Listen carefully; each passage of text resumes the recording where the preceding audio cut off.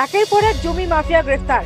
জমি কেলেঙ্কারিতে গ্রেফতার হতে হয়েছে ডাবগ্রাম ফুলবাড়ি বিধানসভার তৃণমূল নেতাকে। বর্তমানে সেই নেতা পুলিশ রিমান্ডে রয়েছে। অন্যদিকে শুক্রবার জলপাইগুড়ি গজলডোবা মিলনপল্লী এলাকায় সরকারি জমি দখল করে ধাবা চালানোর অভিযোগে গ্রেফতার হয় উত্তম রায় নামে এক ব্যক্তি। জানা যায় ওই এলাকার বিজেপি নেতা বলে পরিচিত।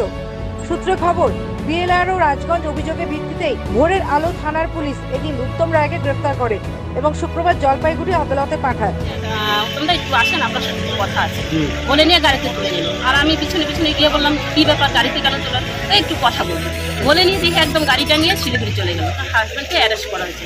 কেন অ্যারেস্ট করা হলো, কোন বিষয়ে বললো কি এখানে সরকারি জমিতে আপনারা দোকান করে আছেন, তার জন্য অ্যারেস্ট করা।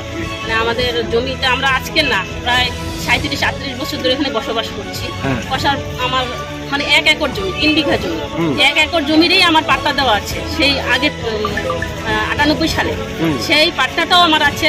আমি যে দোকানটা করেছি সেখানে আমার ট্রেড লাইসেন্স আছে, আমার কমার্শিয়াল লাইন দেওয়া আছে, আর আমার কমার্শিয়াল গ্যাস, তারপরে আপনার চুকিদারি ট্যাক্স সবই আমার করা আছে।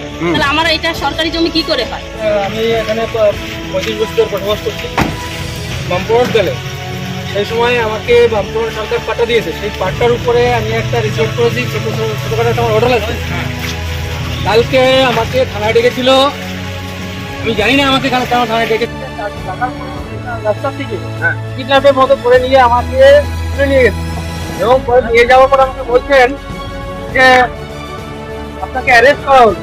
আমি ওনাদেরকে জিজ্ঞাসা করলাম আমাকে কেন অ্যারেস্ট করা হলো। তো আমি বলছি যে আপনি কি বিজেপি করেন তাই অ্যারেস্ট করা হলো, আমাকে এইটাই মূল। Bureau report, United India news.